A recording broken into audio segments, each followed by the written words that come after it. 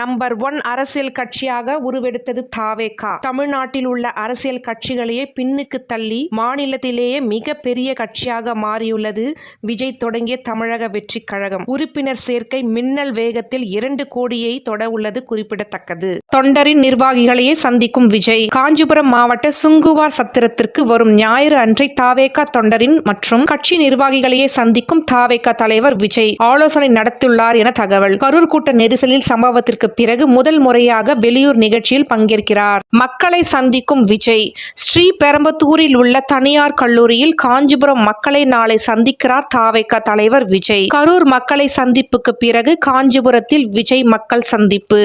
விவசாயிகள், நெசவாளிகள், மகளிர் என 1500க்கும் மேற்பட்டவர்கள் கலந்து கொள்ள உள்ளனர். காஞ்சிபுரம் மக்கள் சந்திக்கும் விஜய். காஞ்சிபுரம் மாவட்டம் சுங்குவார் சத்திரம் அருகே உள்ள தனியார் கல்லூரியில் நவம்பர் 23ஆம் தேதி காஞ்சிபுரம் மாவட்ட மக்களுடன் சந்திப்பு நிகழ்ச்சி நடைபெற உள்ளது.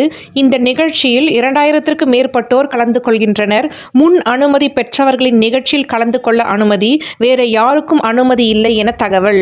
விஜய் புதிய திட்டம். தாவேகா தலைவர் விஜய் நாளை முதல் காஞ்சிபுரத்தில் இருந்து மக்கள் சந்திப்பை தொடங்க உள்ளதாக தகவல். மாவட்ட வாரியாக உள் அரங்குகளில் மக்கள் சந்திப்பை நடத்த விஜய் திட்டமிட்டுள்ளதாக தகவல். அரசியலின் தலைவர்களின் ரோட் ஷோக்களுக்கு வழிகாட்டு நெறிமுறைகள் வகுக்கும் வழக்கு நிலையில் உள்ளதால் மாற்று முடிவை எடுக்கும் விஜய்.